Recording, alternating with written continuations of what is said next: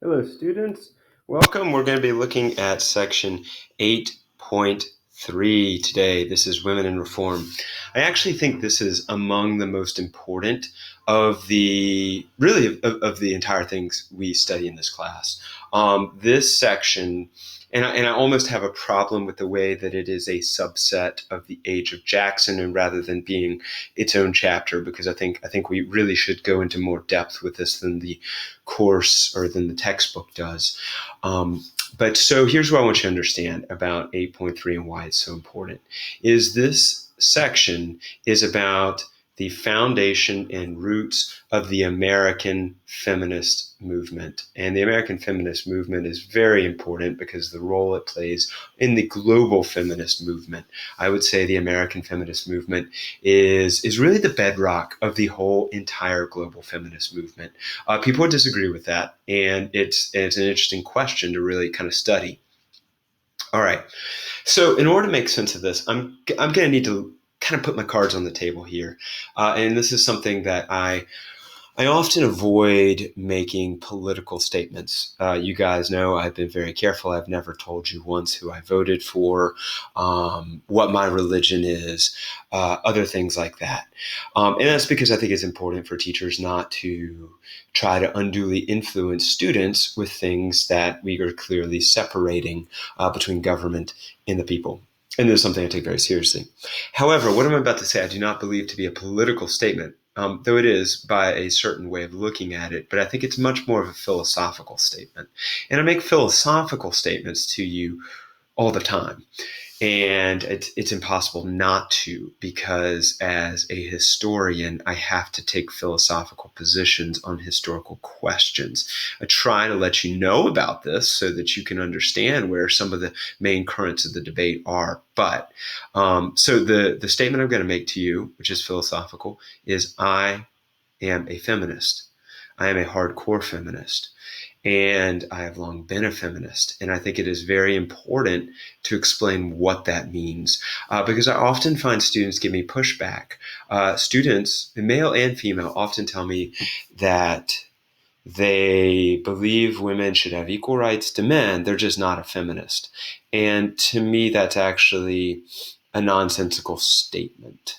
That to me is like saying, I believe that everyone should have the right to vote, but I don't believe in democracy.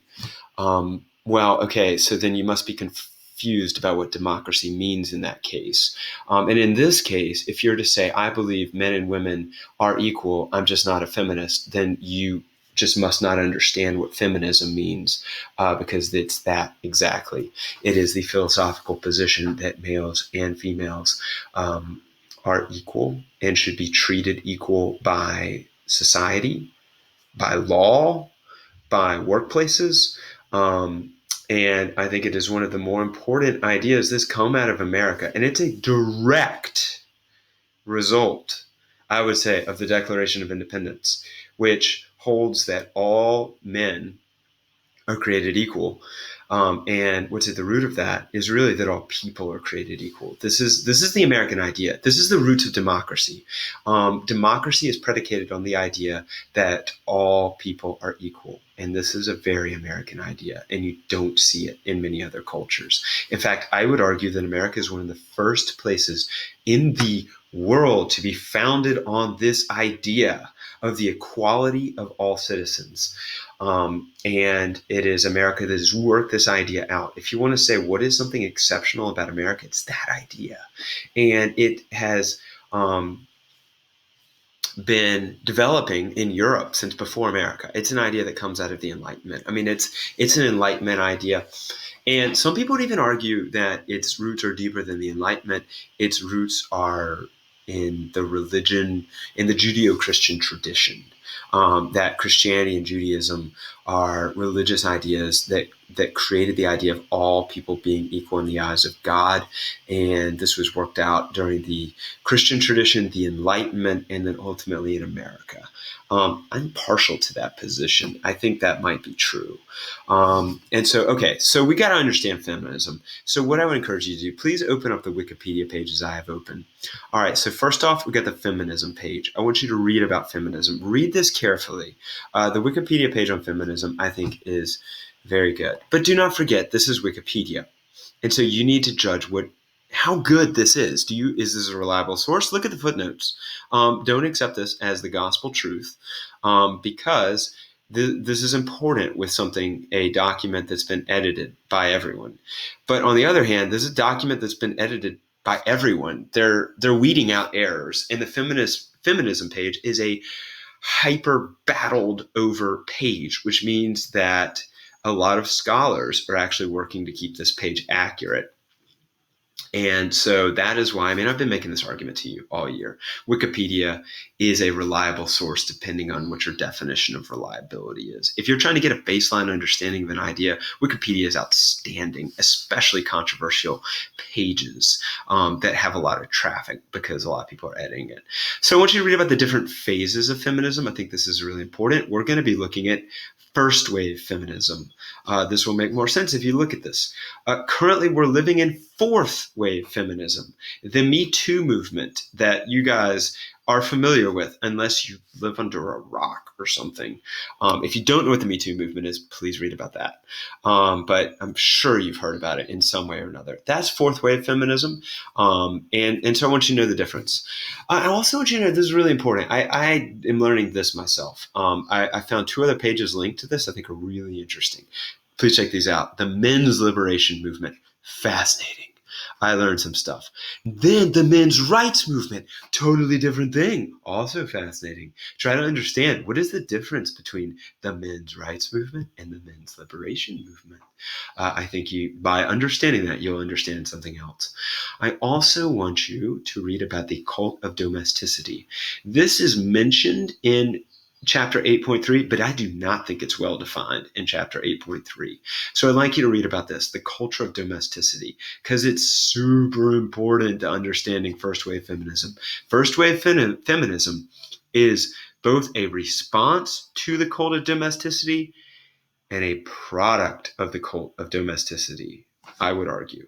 All right, so let's jump into 8.3, because I want to try to wrap up this video without making it too long. I'm going to need to trust that you can read. And if you need further explanation, look at the workbook. It's a little bit easier to understand than this, but it doesn't give as much detail. Or email me and let me know. We could do a Zoom on this.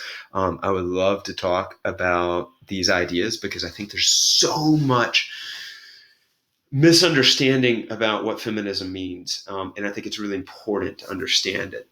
Okay, so the setup for this is the cult of domesticity. Basically, the cult of domesticity is not something that anyone created. No one used that term in the 1800s. It was a later term developed, I think, in the 1960s. And what the cult of domesticity was a set of traditions, and they will sound familiar. You've heard of this. You just might not know this name for it. And the set of traditions said that women have a specific role to play in society, and that role is to support men. Women are to marry, and as soon as they can, and they are then to assist and support a man. And the cult of domesticity said that women have a very important role to play in society, and that role is to manage the house and to raise the children and to raise the next generation of Republican voters. And by that, I do not mean the Republican Party as understood today. I mean Republican in the deeper sense, that America is a republic, meaning it is a political system in which the citizens elect their leaders. And the role of women in this is actually very, very important.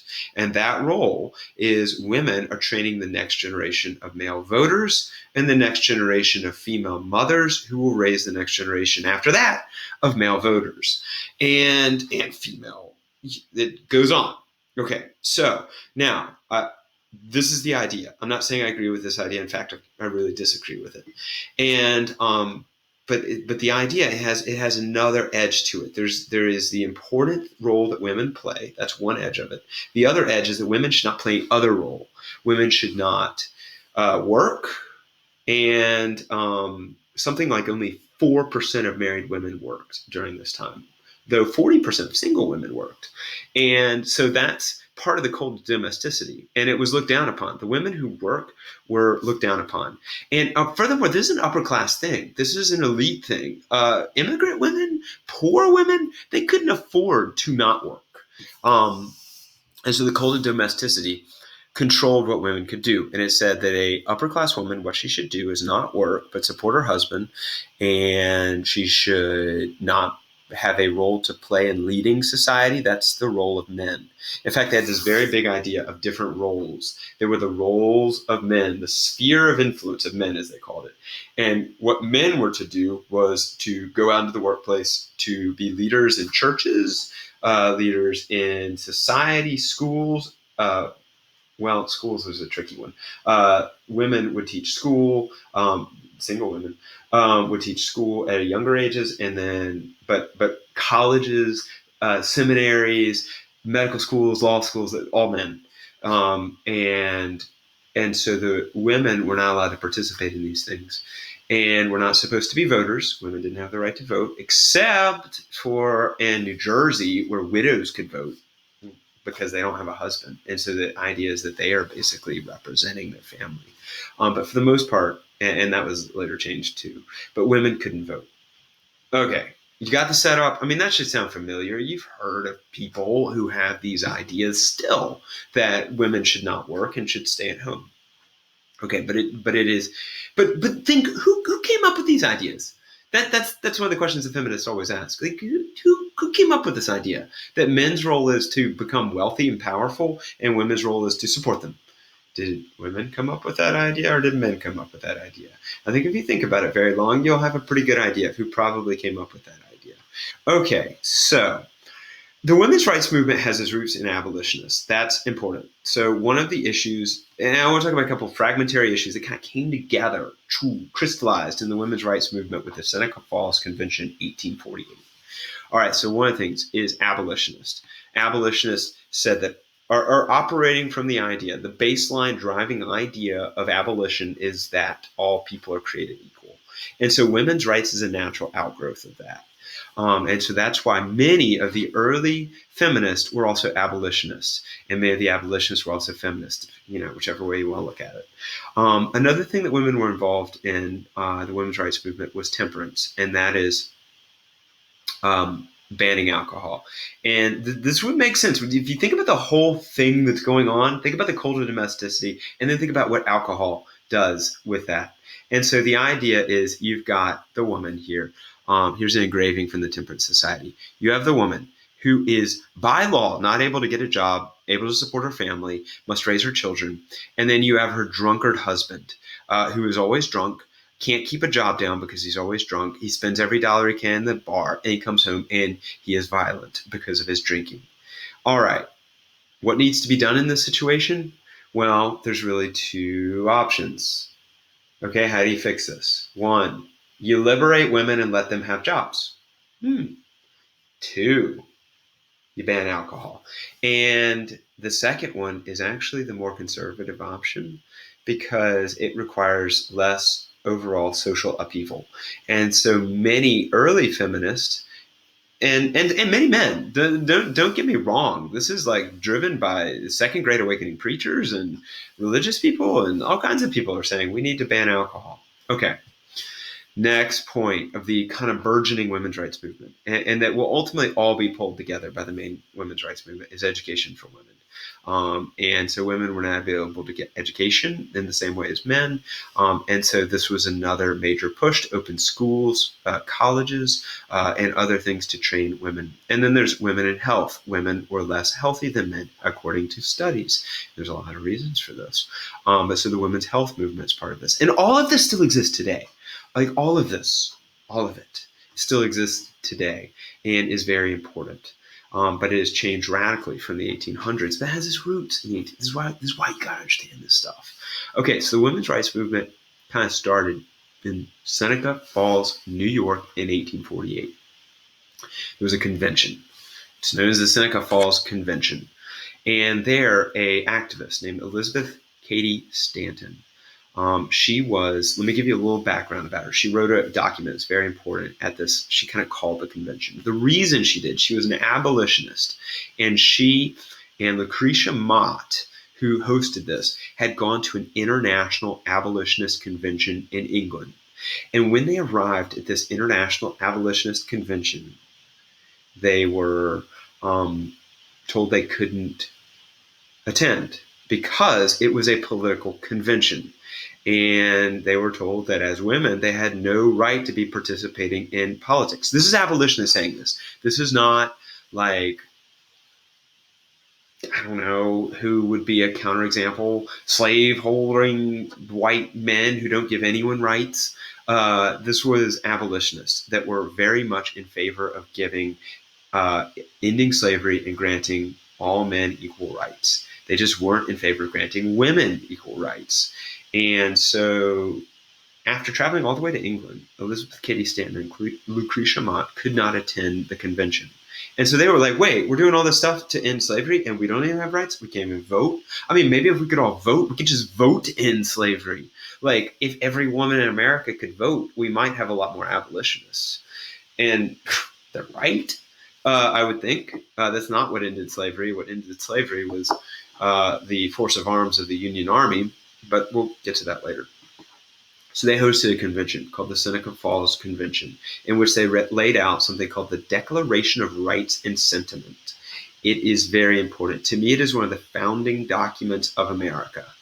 And I know it's after the technical founding of America, but there's a lot of founding documents to America that makes America what it is today. And if we're looking at what made America what it is today, Declaration of Independence. Absolutely. Create the idea, our driving idea of all people being equal. 2, U.S. Constitution, create a whole system of government and how it works. 3, the Seneca Falls Convention document, the Declaration of Rights and Sentiments, which said that all men and women are equal. In fact, it explicitly said, we hold these truths to be self-evident that all men and women are created equal. Next, maybe the 13th Amendment, ending slavery. Lincoln's Gettysburg Address, laying out the whole idea of America. And we could go on, but I want to stick with this and not get sidetracked into other founding documents of America. But I would say, I mean, this is one of the ones that created the society you live in, where men and women have the right to vote and have the right to equal pay, even if it's not done in practice, have the right to not be discriminated against in their jobs, even if it's not done in practice, have a legal right to sue if these things aren't being done. So this grows out of the women's rights movement. And so 300 women and men gathered and held this convention. There were a lot of men there. Frederick Douglass, one of the great abolitionists, was an attendee. So there were a lot of men that were behind this.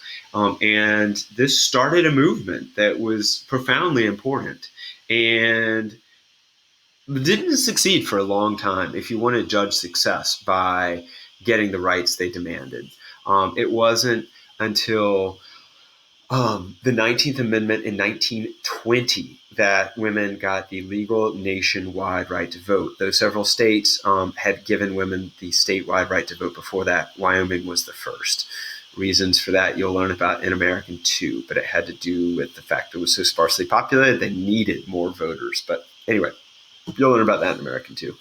But so it was a long way from this convention to women getting the right to vote. And in fact, there was a major defeat with the 15th Amendment, which granted all men, regardless of race, a previous condition of servitude, the right to vote, but women were specifically excluded. But the women's rights movement set this all into place.